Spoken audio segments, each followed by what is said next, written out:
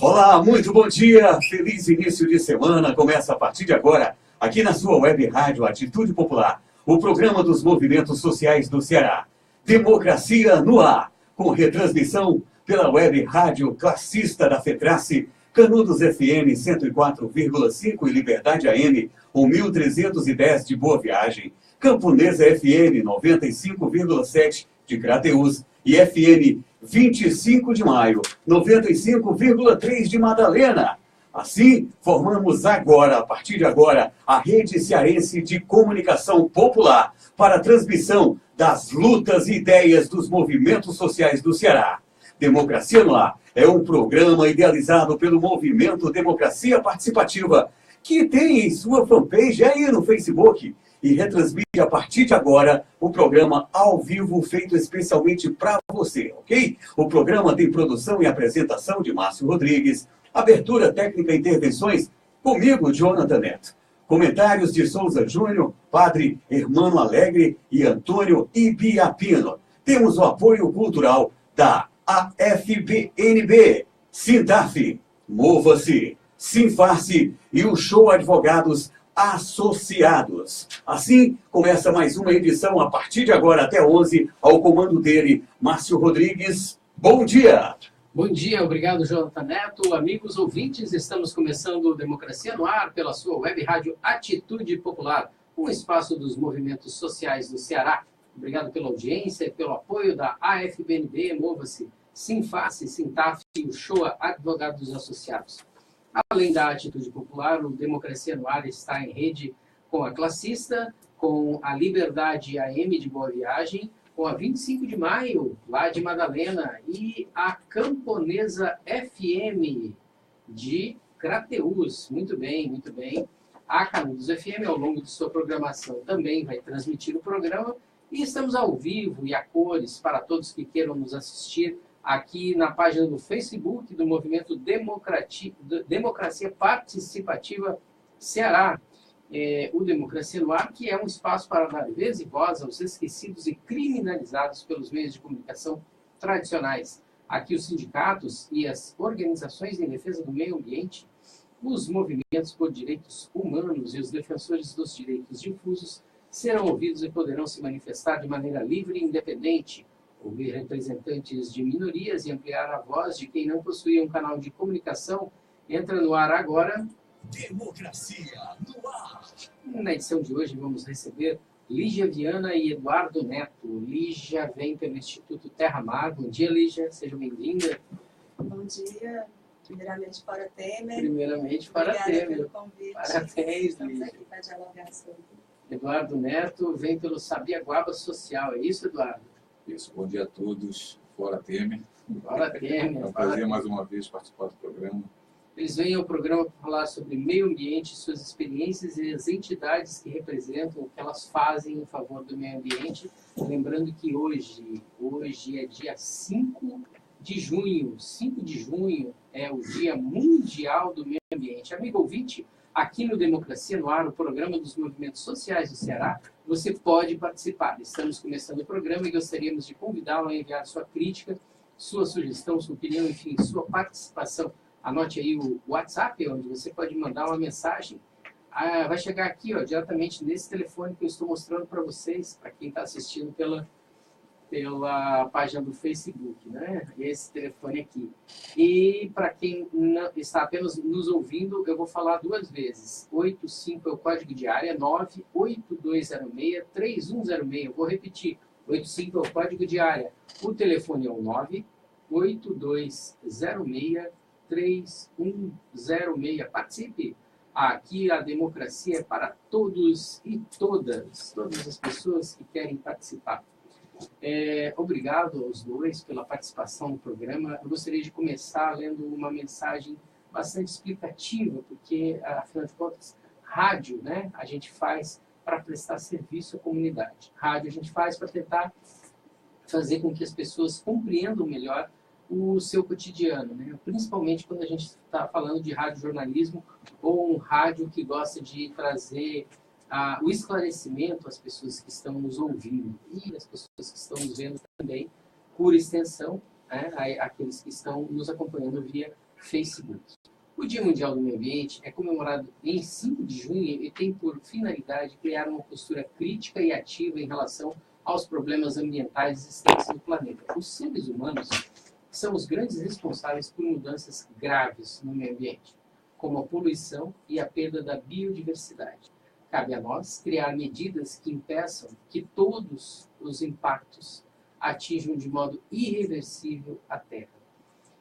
O Dia Mundial do Meio Ambiente foi criado em 1972 na Assembleia Geral das Nações Unidas, porque a data marcou a abertura da Conferência das Nações Unidas sobre Ambiente Humano, conferência essa que ficou conhecida como Conferência de Estocolmo, na Suécia. Nessa conferência, a Organização das Nações Unidas criou o PNUMA, Programa das Nações Unidas para o Meio Ambiente, e apresentou a Declaração da Conferência da ONU sobre o Meio Ambiente, que apresenta princípios que visam a melhoria da preservação do meio ambiente. Por que o Dia Mundial do Meio Ambiente é uma data importante?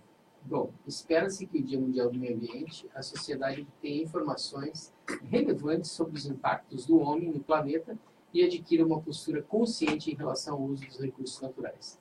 Também tem por objetivo lembrar a população e os governantes sobre a importância da preservação dos nossos recursos e da necessidade de leis que garantam o desenvolvimento, mas sem afetar de maneira negativa o meio ambiente, ou seja, que garantam um desenvolvimento sustentável.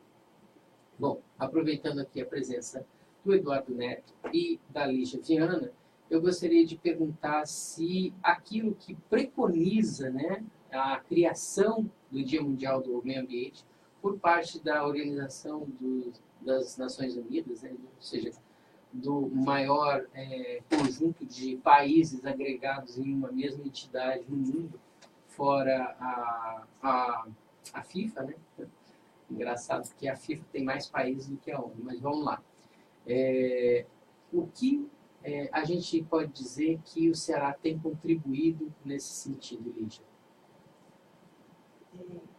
Enfim, sobre a questão da criação do Dia Mundial do Meio Ambiente, é importante enquanto demarcação política, mas é importante considerar também que existem outras formas de relação da humanidade com o planeta e que as comunidades tradicionais elas têm muito a ensinar a gente sobre isso, que é uma relação integrada. Com essa coisa do sistema hegemônico de produção baseada no mercado e transformar tudo em mercadoria, né? Então, o ser humano ele teve um processo de separação entre o que é natureza, ser humano e sagrado. E algumas comunidades tradicionais, elas desenvolvem atividades, que são atividades que podem trazer muitos indícios e referenciais sobre o que significa a manutenção da vida humana no planeta, inclusive por muitos e muitos anos, coisa que já é muito questionada, essa perpetuação da humanidade no planeta diante do modo de produção hegemônico que está posto. Eduardo, você representa aqui, embora não seja um originário, mas uma pessoa que se instalou, né, se apaixonou pela Sabiaguaba. Não é um originário, mas é um árduo defensor da Sabiaguaba. Né? Criou, inclusive, a página Sabiaguaba Social, que está aí no Facebook. E o Eduardo Neto vem nos falar, com base naquilo que a Lígia acabou de colocar, né, principalmente em relação à inteligência coletiva, né, do povo que mora na Sabiaguaba, e usando ele como parâmetro para fazer uma comparação, né, com outros povos que moram também aqui em comunidades tradicionais, em pontos cruciais para a manutenção de um equilíbrio e de uma sustentabilidade. O que a Sabiaguaba pode trazer de conhecimento coletivo para poder ser compartilhado nesse Dia Mundial do Meio Ambiente? Bem, concordo com a Lígia, concordo com muita coisa que você falou, e a questão do olhar diferente, né, sobre os costumes, a cultura, o que as comunidades tradicionais, e as comunidades também não são tradicionais, mas elas estão aí hoje dentro das cidades, né? Eu tenho acompanhado e tenho tido tenho feito essa leitura, né, de como as comunidades hoje podem participar e contribuir do crescimento das cidades, não só com o seu conhecimento, com a sua vivência, mas também para gerações futuras, né, com a diminuição da criminalidade, né, que a gente observa isso muito forte hoje dentro das comunidades, né, mas por um descaso total do poder público, né, você começa a enxergar que dentro das próprias comunidades existe muita força, né, muita vontade de fazer acontecer. E na contramão nós vemos o quê? Uma vitrine. As cidades hoje a nível mundial se tornaram uma vitrine, e a questão do dia do meio ambiente é mais uma vitrine que se coloca e não repassa a realidade dos fatos e do que acontece no cotidiano das pessoas. Hoje você vende uma imagem nos canais de comunicação que tudo é lindo e maravilhoso e caminha para um equilíbrio socioeconômico, ambiental, mas na verdade isso não acontece de forma nenhuma. É apenas uma vitrine, apenas mais uma data que poderia ser utilizada da melhor forma possível na conscientização, na reeducação do que se pode ter como o futuro, né, do equilíbrio socioeconômico e ambiental. Nesse sentido, a gente teve ontem, né, no Parque do Cocó, né, um momento que beira o teatro, né, o teatro do Total. impossível. Nós tivemos a assinatura de um decreto do governador do estado, Camilo Santana, com forte participação do secretário do Meio Ambiente, Arthur Júnior, dizendo que o Parque do Cocó, finalmente, depois de 40 anos, teve regulamentada a sua condição de ser um parque estadual completamente protegido. Aí a gente tem uma nota que nós lemos na última quinta-feira, se eu não me engano, foi na quinta-feira, de uma série de entidades ambientalistas ou entidades ligadas à questão do meio ambiente, e onde elas questionam, né, duramente a forma como foi formulado esse decreto que regulamenta o parque.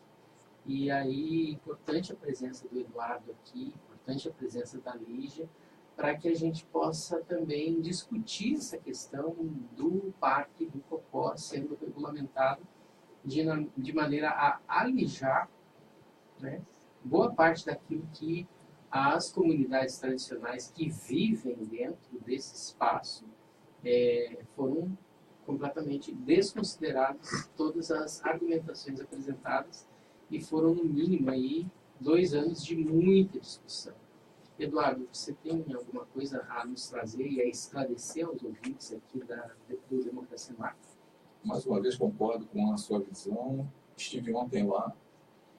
Não vi a presença das comunidades. Eu não vi. Pelo menos se elas estiveram lá, deve ter sido colocadas na plateia. Exatamente. Ou seja, virou claque, né? Foram isso? Algumas pessoas apenas dentro do contexto como um todo. Eu vi, mais uma vez, uma vitrine. Né? Não vi em nenhum momento ser mencionado as comunidades. Né? Não vi ser em nenhum momento homenageado algum membro de uma comunidade.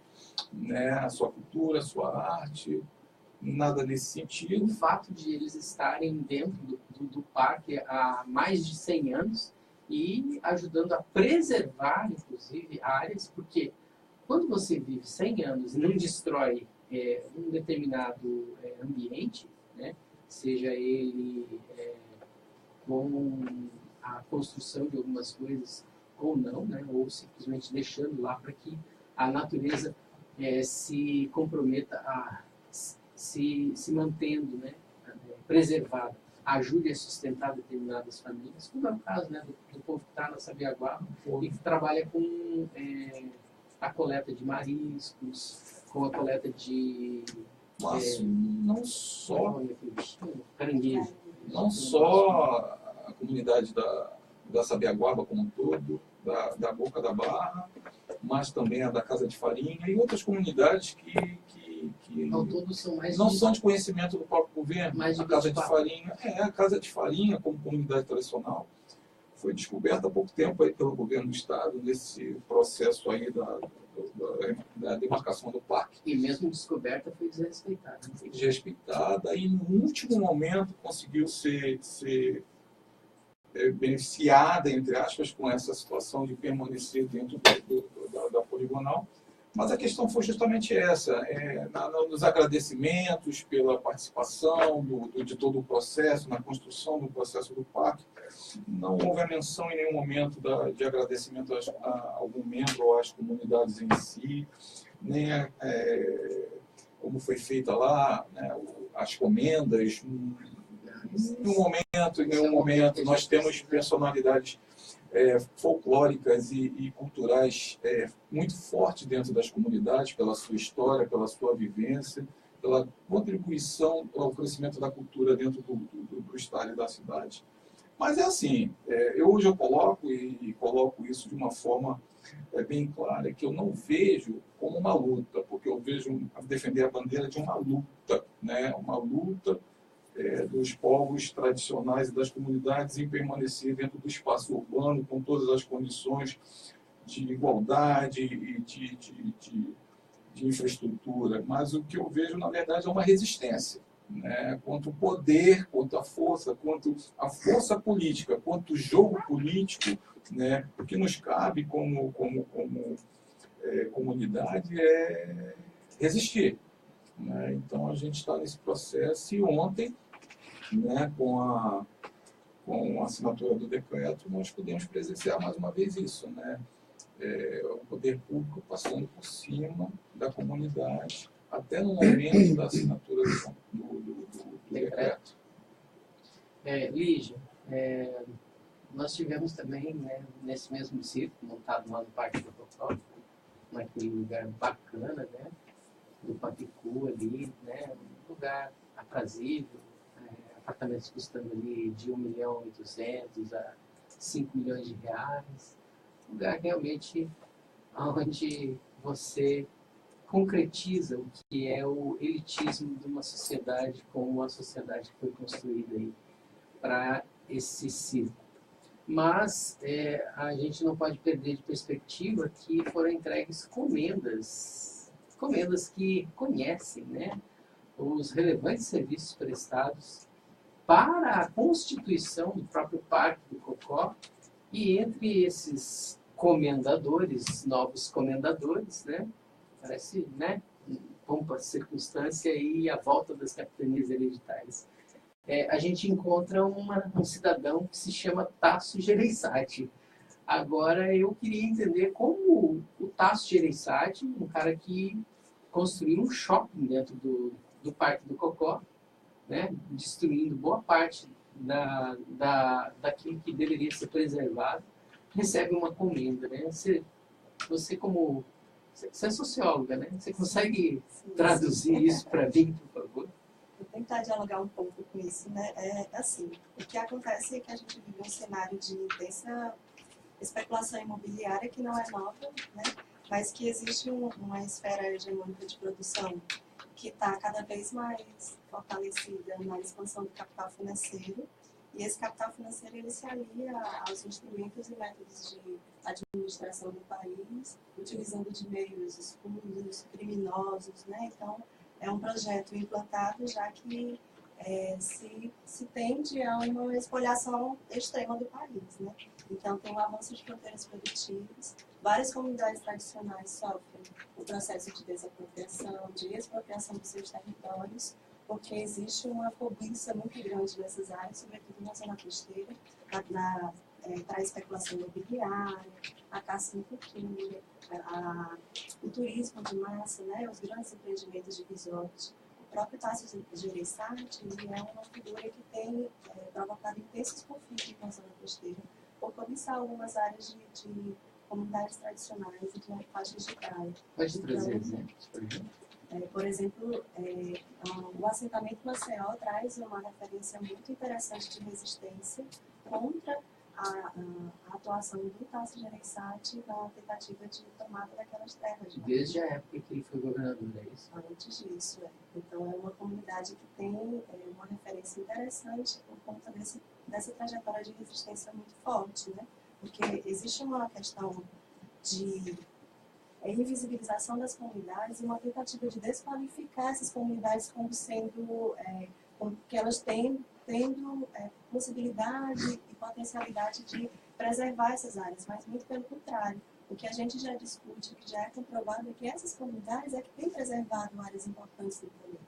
Os ecossistemas marinhos costeiros, eles são bem frágeis, e várias comunidades tradicionais, quando elas conseguem manter e resistir, garantir os seus territórios de vida, né, elas conseguem também preservar nessa área por adotarem uma outra relação com a natureza, né? E aí tem essa ausência total do Estado na esfera da questão das políticas públicas, né?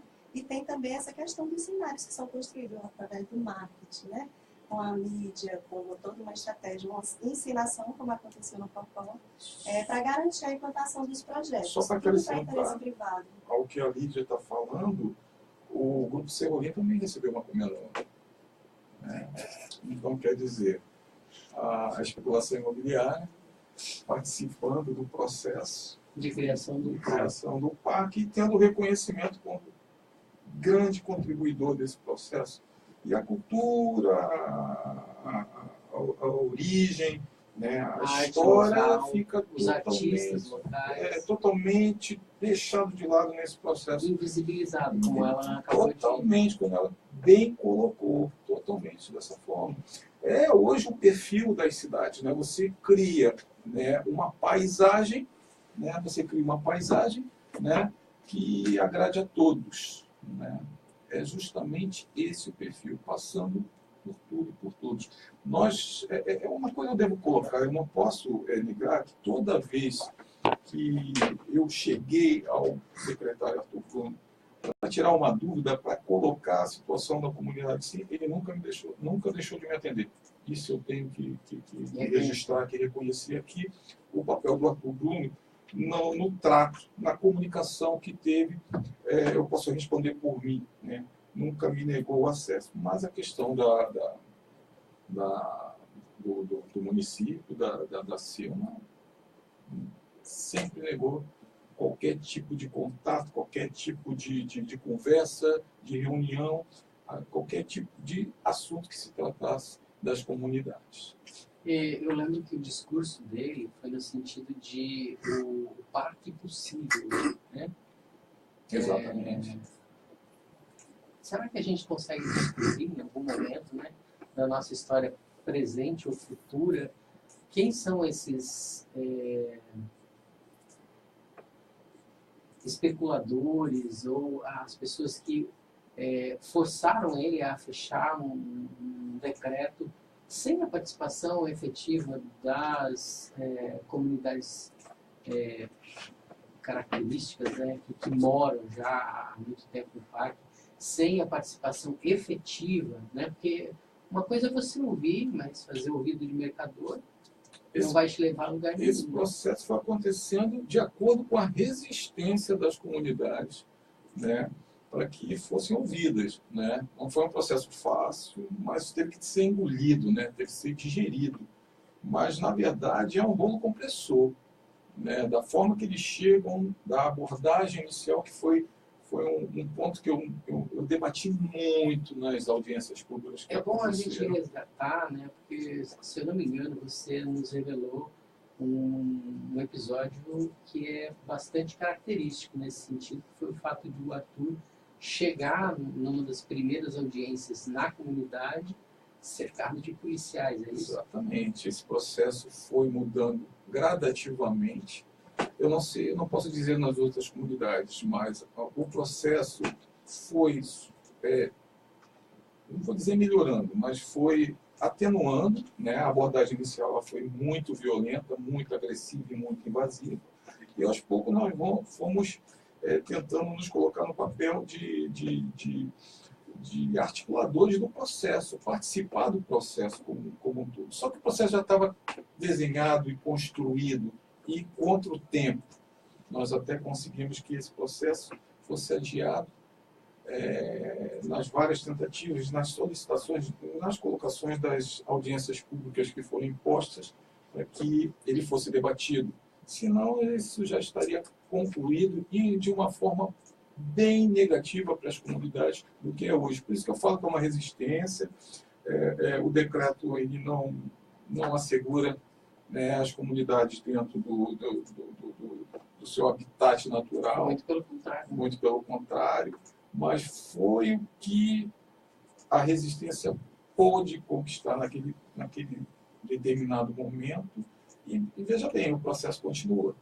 Ele continua e novas resistências vão acontecer, novos confrontos. Mas eu acho que a partir desse momento vai haver um respeito, né, na seguinte situação do confronto.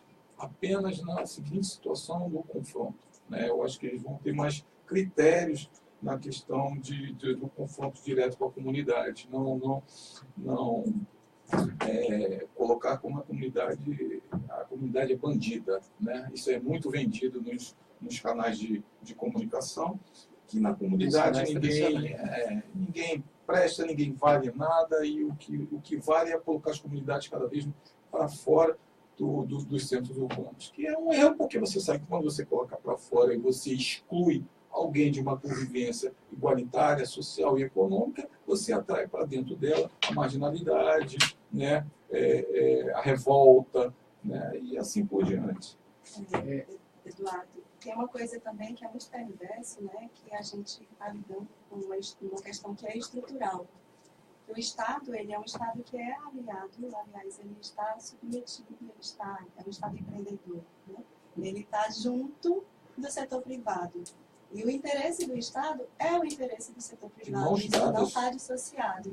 E aí, quando nas esferas do capital e a garantia da manutenção dos projetos do setor privado, né, o Estado ele vai criar uma série de estratégias. Então, o capital ele se sustenta com base nessas estratégias, que é das várias formas de violência. A violência simbólica, a violência física, porque chegar com a polícia militar nas comunidades é uma violência, né, dizer que as comunidades, ou espalhar inicialmente uma ideia, né, de criminalização dessas comunidades e uma ideia conjunta, que é a de preservação do meio ambiente, né, para poder garantir apoio equivocado da população em relação a essa área, é uma forma de violência. Né? Então, o capital e o Estado, enquanto aliado, se utiliza da violência e do discurso ideológico para poder garantir as formas e as estratégias de manutenção dos interesses do setor privado. Então, não há como a gente pensar em algo do tipo, não, mas isso aqui ele já está começando a dialogar, já está começando a negociar. Não, a gente precisa pensar e considerar estruturalmente que esse Estado, ele é aliado e ele tem um objetivo, garantir a implantação dos empreendimentos, dos interesses do setor privado. E essa relação é uma relação de poder que é desigual. Então, a gente precisa também qualificar algumas questões que estão relacionadas ao que significa essa coisa das atividades humanas no planeta, que é a questão da injustiça ambiental.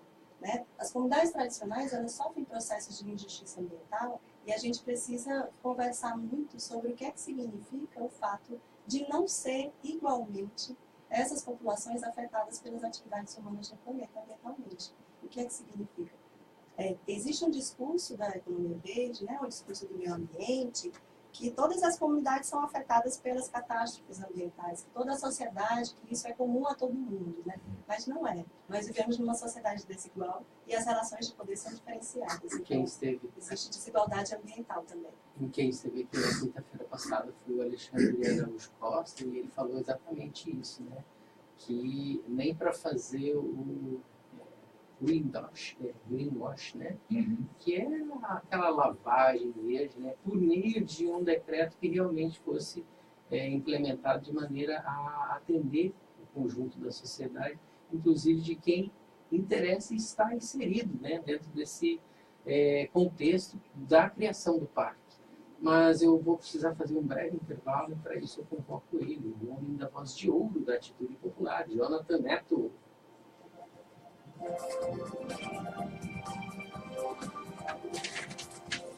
10h31, rapidinho. Prazer que estamos ouvindo e conferindo conferindo, curtindo o programa Democracia no Ar, que é um espaço dos movimentos sociais do Ceará. Temos o apoio cultural da AFBNB, Mova-se, Sintaf, Sinface e o Show Advogados Associados. Estamos ao vivo nas emissoras Atitude Popular, Web Rádio Classista, Liberdade AM de Boa Viagem, Camponesa FM de Crateús e 25 de Maio FM de Madalena. E detalhe, logo mais estaremos também ao vivo na Rádio Canudos FM, que vai reprisar o programa que está acontecendo aqui ao vivo para você curtir e apreciar, tá bom? Também estamos, falar ao vivo, também estamos ao vivo na página Democracia Participativa CE do Facebook. Dá uma visitadinha lá, né? Dá uma curtida. Legal? O programa Democracia no Ar é uma realização do movimento Democracia Participativa. Agora 10h32, foi rapidinho, não foi? Voltamos com a segunda parte do programa de hoje, ao comando dele, Márcio Rodrigues. Obrigado, Jonathan Neto. Vamos prosseguir então com o programa, já fazendo um convite no nosso retorno à Associação dos Comerciários Aposentados dos municípios de Fortaleza, Caucaia, Eusébio, Maracanaú e Maranguape, AKF-100. Tenho a satisfação de convidá-lo para participar da cerimônia de posse da nova diretoria, a ser realizada no dia 7 de junho de 2017, às 19 horas, na sede do Sindicato dos Comerciários de Fortaleza, na Avenida Tristão Gonçalves, 803, no centro. Você, nosso convidado especial, está feito aí o convite em nome da assessoria de imprensa do SINDPD, dos Sindicatos Comerciários. Hoje é o Dia Mundial do Meio Ambiente e, ao invés da gente comemorar, temos muito a lamentar, né? Plante essa semente e cuide dela para que futuras gerações possam desfrutá-la, né? O meio ambiente agradece se a gente pudesse realmente preservar o meio ambiente. Temos aqui mais alguns recados, vamos lendo ao longo do programa, mas tem uma coisa muito importante que eu gostaria de ler e que se relaciona, afinal de contas, com tudo isso que a Lígia acabou de colocar, corroborado inclusive pelo Eduardo, né? Que é um artigo publicado pelo Hélio Leitão, advogado, que já foi secretário da Justiça do Estado do Ceará e, infelizmente, a gente não consegue entender a agenda do Camilo. Foi trocado por um... vamos lá.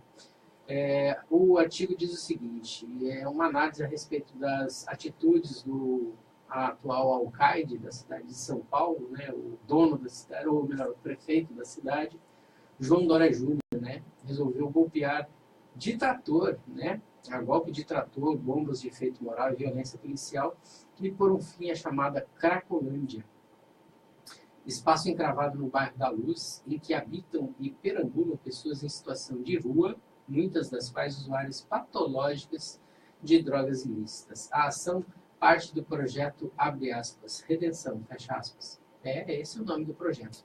Assim batizado com pompa e circunstância, teria por finalidade resgatar do vício dependentes químicos e promover o combate ao tráfico de drogas na região, revitalizando-a em consequência.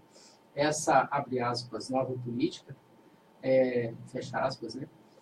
De tentativa de reordenação do espaço público por meio de uma faxina social, nada tem de novo e descortina o cariz elitista e autoritário da gestão paulistana, um autêntico revival das políticas higienistas que remontam ao século XIX, isso mesmo. Lembrando que nós estamos no XXI já, né? Uma política urbana pautada pela remoção e descarte indiscriminado dos indesejados sociais que enfeiam, né, entre aspas, a bela e histórica região sem respeito aos seus direitos mais elementares. Sim, eles, os excluídos, eles têm esses direitos. Até eles, por incrível que pareça.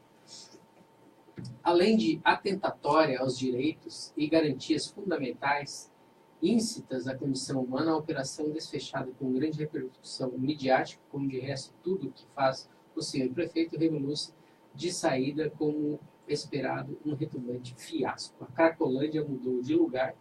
Aqueles a quem se queria extirpar da paisagem urbana agora se espraiam por outros pontos da região e o problema continua do mesmo tamanho. A dependência química não é caso de polícia, antes de saúde pública. Ministrar-lhes gás lacrimogêneo e pontapés é crueldade inócua. não serve de álibi à gestão paulistana, a bandeira do combate ao tráfico de drogas, dado que a mercância que ali certamente se desenvolve é de pequena monta, até pelo perfil de seus consumidores, sem qualquer relevância para o mercado sujo da droga. Confundir usuário e pequenos traficantes é um erro brutal. Comum. A Cracolândia é produto da ausência de amplas políticas públicas de assistência social, e em especial a dependentes químicos. Estas, na esteira das experiências internacionais vitoriosas, devem se pautar pela estratégia terapêutica de redução de danos. Obra de anos de descaso e indiferença. A Cracolândia aguarda a solução. Então, o Hélio Leitão deu a esse texto o título de Fascistolândia, né? Ou seja, lembrando aquilo que a Lígia acabou de colocar no bloco anterior, quase no seu final, é mais ou menos isso, né, que a gente percebe com um dos aspectos desse decreto assinado no domingo. Né? Você acaba empurrando para o mais longe possível. Né? Todo mundo que não seja bonito, cheiroso, né, gostoso de ver, né, faz bem aos olhos, né? Do meio aonde a gente precisa fazer dinheiro, né? Fazer dinheiro por meio de grandes empreendimentos imobiliários, fazer dinheiro por meio de trazer turistas que possam ver coisas bonitas. E esse círculo vicioso acaba sendo cada vez mais qualificado para se tornar cada vez mais vicioso. O que a gente pode fazer em termos de Dia Mundial do Meio Ambiente que vai de encontro a essa tônica, né? A isso que a gente tem percebido, inclusive dos nossos governantes, que deveriam estar pensando justamente o contrário. Eu vou aproveitar mais uma vez a palavra da Lígia, porque eu acho que, observando a coisa como um todo, eu vejo que o que falta, o que sempre é cobrado por mim nas audiências públicas, inclusive nessa última audiência pública, é a colocação que nós não somos contra o parque, né? Mas da forma como ele é feito, faltando transparência na construção da proposta, né? Falta transparência, os objetivos gerais, os objetivos específicos. Eu coloco dentro desse contexto, aproveitando também o texto que você acabou de ler para os ouvintes, é a questão da própria Sabiaguaba. Esse final de semana, eu andando pela praia, até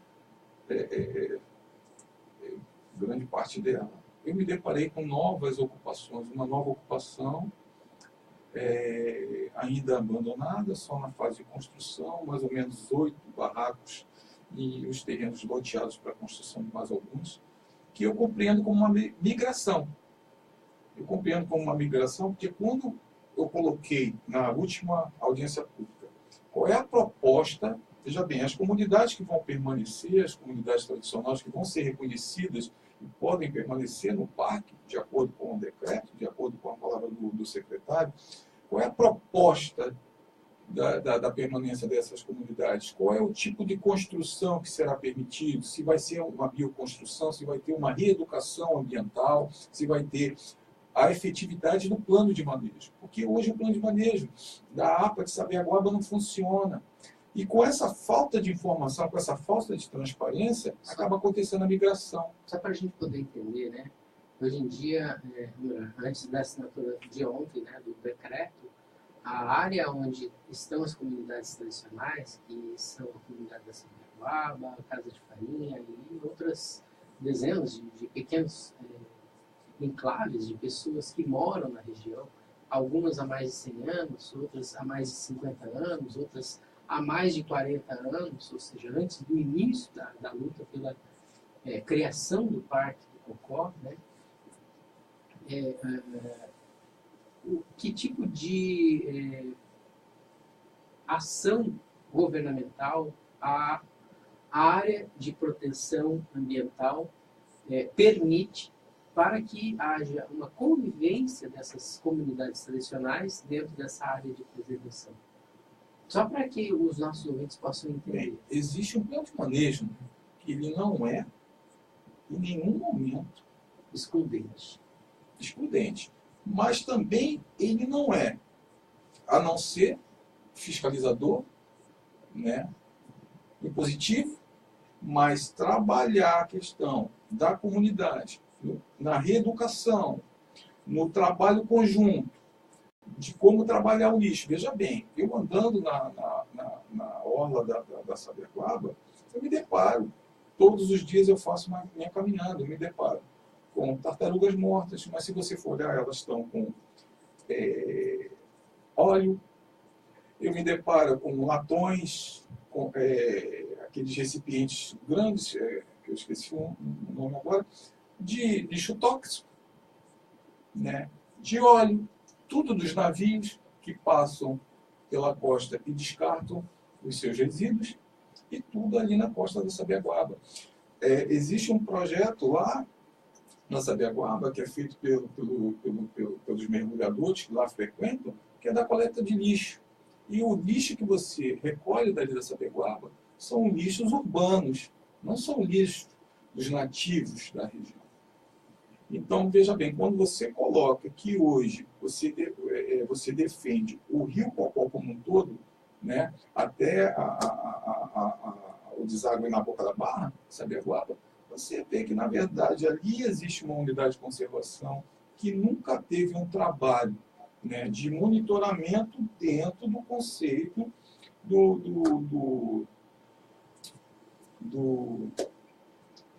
acabou de me fugir. Da preservação, sustentabilidade, exatamente, né? Das regras que são estabelecidas para aquela unidade de conservação, entendeu? Ou seja, foi feito todo um estudo, toda uma pesquisa, um plano de manejo, foi isso que justamente me faltou. Foi feito todo um estudo para a criação do plano de manejo e ele não é aplicado na sua vida. O plano de manejo da APA está pronto desde quando, Eduardo? Nossa, já tem muitos anos. Né? Já tem bastante anos. E assim, nada foi feito em relação a isso. Como seriam as construções, as bioconstruções, como seria o saneamento, tudo dentro do contexto socioambiental.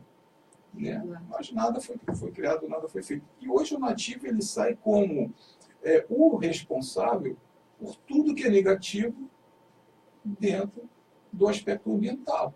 É a criminalização daquele que não é criminoso. E a grande contradição que eu encontrei quando a gente fala sobre a questão da manutenção da área da Sabiaguaba é que até alguns anos atrás, eu não tenho os dados mais recentes, mas que a Sabiaguaba ela é o bairro de Fortaleza que menos tem acesso aos serviços públicos. Coleta de lixo, saúde. Então, ele é desprovido de todo e qualquer serviço público. Ele está em último lugar na cidade de Fortaleza. Então, é uma contradição muito grande quando se fala em preservação do meio ambiente, quando não se pensa, né, num plano ou na execução de uma estratégia que possa garantir que essas comunidades tenham acesso a serviços públicos, que é direito. A grande preocupação hoje da comunidade é justamente essa. Foi decretado o parque. Vai existir um plano de manejo, né? Mas de que forma esse plano de manejo ele prioriza a comunidade? Né? De que forma? Qual é o aspecto? Qual é a proposta da permanência dessa comunidade nas condições básicas que a já acabou de falar? Né? Vai ser criado um plano de manejo? O plano de manejo vai ser respeitado? Porque hoje o que acontece? Essa unidade de conservação se sobrepôs à unidade de conservação anterior, que era da APA. Vai ter o plano de manejo próprio? Não, vai ser utilizado o plano de manejo do município, que não é eficiente, que não existe, só existe no papel. Então, quer dizer, isso não foi apresentado em nenhum momento para as comunidades. E essa falta de transparência, falta de objetivos claros, é que estão fazendo que hoje exista já um processo de migração dentro da própria Sabiaguaba. Né? Então, quer dizer, é aquela tal história. Preocupa porque, de acordo com o texto aí, você só desloca a situação. O problema. Exatamente. Você só desloca. Você tira dali porque você tem um interesse específico naquele exato ponto. Você observa que há o deslocamento dessa migração, mas que você não vai mexer com aquilo nesse exato momento. eu vou mexer no momento próximo, quando eu tiver interesse, nessa nova área aí. E volto ao contexto da Lígia. Não existe uma política pública adequada, equacionando o problema num todo, ou seja, o social, o econômico, que anda de mãos dadas com o público.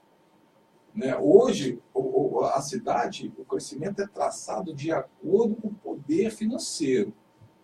Né? Vamos crescer de acordo com o crescimento financeiro da questão imobiliária, do aspecto imobiliário. Qual é a vitrine que a cidade vai querer ter hoje?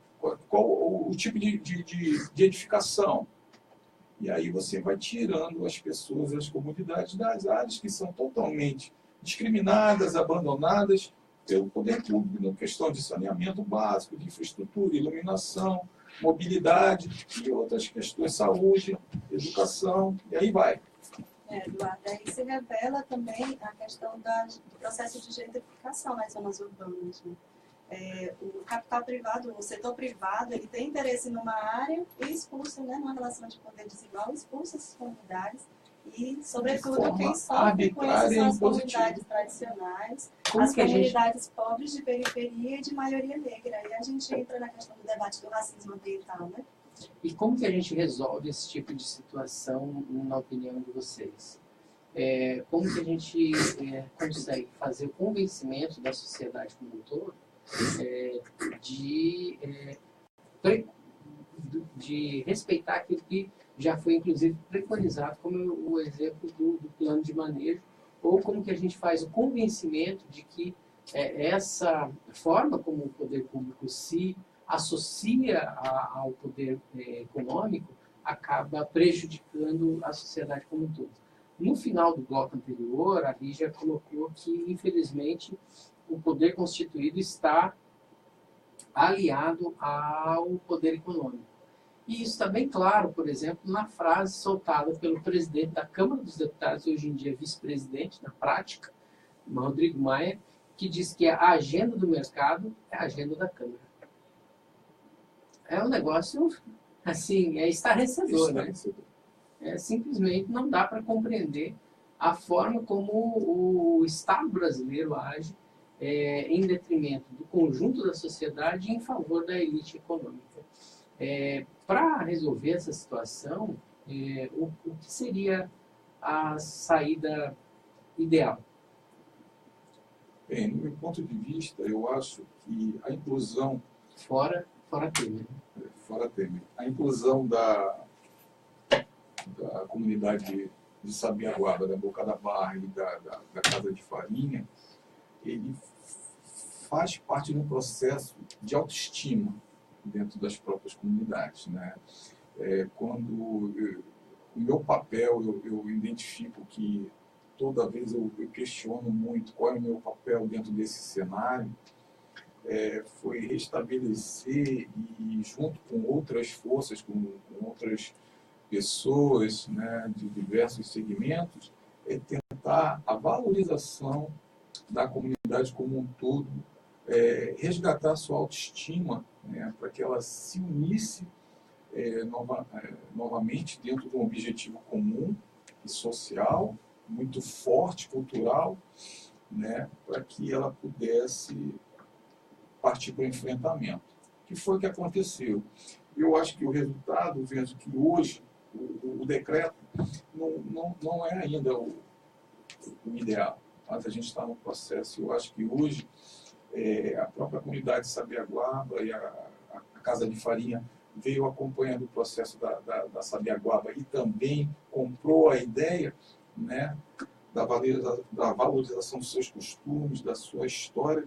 Eu acho que outras comunidades, hoje eu estou trabalhando também com outras comunidades, tendo uma outra visão das comunidades aqui de Fortaleza e tentando fazer esse mesmo trabalho, de resgatar a autoestima e fazer com que esse trabalho seja interno, para que depois esse trabalho possa ser externo.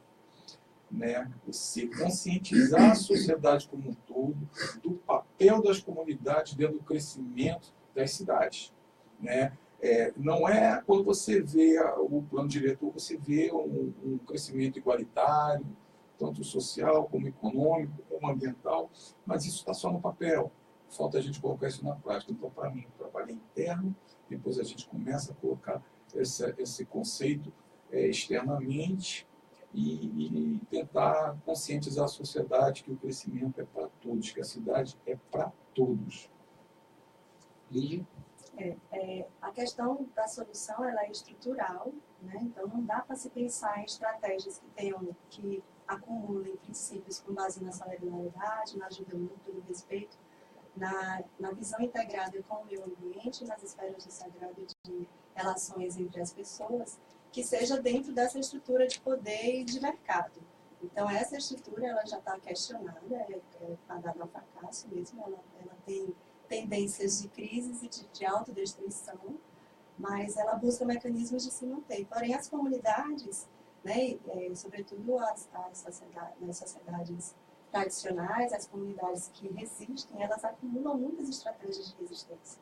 Tanto no aspecto do modo de vida, o próprio existir, que se configura uma resistência, como também nas estratégias de ação, por meio do enfrentamento e também de dar um tom daquilo que se quer e que se não quer, do que não se quer para aquelas comunidades, né? Então, é importante considerar esses aspectos e também essas estratégias e com o cuidado para que elas não sejam apropriadas pelo Estado e pelo mercado, né? Então, as comunidades se fortalecerem em seus processos e conhecimentos que são ancestrais e que são acumulados com as estratégias novas, que elas possam fortalecer isso e garantir uma força, apesar de ser uma relação desigual de poder, de garantir que ela dê o tom de todo o processo, né? E também de conquistar o apoio, né? e a ampliação mesmo do debate para garantir os aspectos que são próprios não só da preservação do meio ambiente, mas de garantia de vida daquelas comunidades, que inclusive é uma relação que garante que aquele ambiente ele seja preservado, inclusive. Seria uma espécie de tecnologia social de resistência que poderia ser multiplicada, né? Por exemplo, conhecimento de algumas pessoas, de uma forma de luta do pessoal lá na Sabiaguaba, juntamente com a comunidade do Cumbe, o pessoal do assentamento Maceió. Seria legal, né, se a gente pudesse um dia fazer uma reunião de todos esses povos, juntar também nações indígenas, né, e poder fazer uma discussão ampla, né, nesse sentido, como criar e perpetuar tecnologias de resistência a esses ataques, né? Bom, a gente infelizmente está chegando ao final do nosso programa, o programa Democracia no Ar, e eu vou começar a ler aqui mais alguns convites, né? Dia 12 de junho, não é só o dia dos namorados, né? Fortaleza vai parar. Greve geral dos servidores de Fortaleza, não vamos abrir mão do reajuste. Às 9 horas da manhã, no Paço Municipal, essa é uma convocação do Sindicato dos Trabalhadores da Educação, Sindiut. A abertura da exposição Contraste, o lançamento da exposição fotográfica Contrastes, Gênero, Tempos, Lugares e Olhares, e da exposição de ilustrações e expressões de gênero, acabou de ser liberado para visitação aqui na Multigaleria do Centro Cultural Dragão do Mar de Arte e Cultura, com as participações dos curadores, artistas, coordenadores do festival e do público. Até o dia 25 desse mês de junho, das 14 às 20 horas, exceto as segundas-feiras, ou seja, hoje não pode, né? Mas a partir de amanhã até domingo, todos os dias, as pessoas podem acompanhar a programação, né? Vamos lá. Programação Artes Cênicas do Curta O Gênero, 2017. A programação da terceira edição do Gênero em Cena, espetáculo Duplicate, um solo da atriz Maria Vitória, inspirado nos textos da escritora Clarice Lispector. Dia 4 de junho, que foi ontem, já foi, desculpa, foi mal aí. De 3 a 11 tem o Curta O Gênero, né? Lá na Caixa Cultural, no Sesc Iracema e no Centro Dragão do Mar de Arte e Cultura em Fortaleza.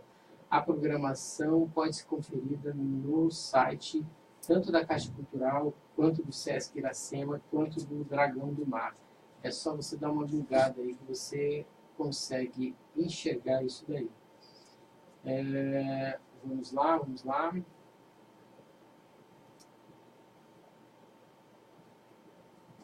Temos aqui também um convite, já li, dos comerciários. Bom, para finalizar, eu gostaria de convidar então os dois, 1 minuto para cada um, para poder se despedir, né, fazer suas despedidas. Vou começar com a Lígia, né, respeitando o gênero sempre. Por favor, Lígia. Obrigada. Enfim, agradecer esse momento, foi muito bom conversar aqui.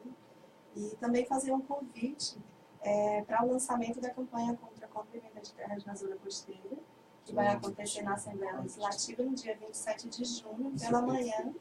E é interessante porque a perspectiva é de que comprar e vender terra na zona costeira é um mau negócio, né? Então, você está comprando um conflito e a probabilidade é grande de você comprar também de forma irregular. E também que as comunidades elas vão resistir, elas já resistem, né? Então, existem projetos falidos, projetos que já não aconteceram, projetos econômicos, por conta da resistência das comunidades, e elas resistem por 20 anos, 30 anos de conflito. Então, comprar terra e vender terra na zona costeira é um mau negócio, né? A maresia dos negócios. Durante a tarde vai acontecer a audiência pública sobre conflitos fundiários, também na Assembleia Legislativa, no dia 27 de junho. No mesmo dia 27 de junho. De manhã, lançamento da campanha, e à tarde, audiência pública sobre conflitos fundiários. E é muito interessante que as pessoas participem e possam debater sobre essa questão.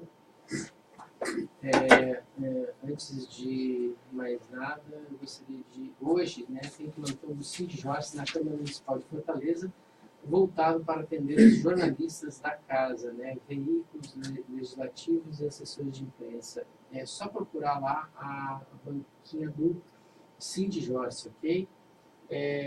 Eduardo, para sua despedida, por favor. Bem, mais uma vez eu agradeço, né, a oportunidade de falar um pouco sobre os problemas da comunidade como um todo. Espero que o decreto não seja que desestimule as comunidades por acharem que o resultado não foi tão satisfatório, mas é um processo e a gente continua trabalhando e resistindo à especulação imobiliária dentro desse contexto. Muito obrigado a todos.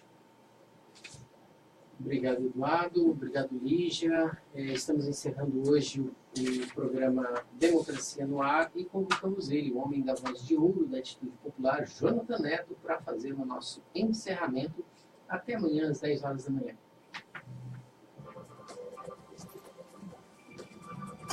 Democracia no Ar.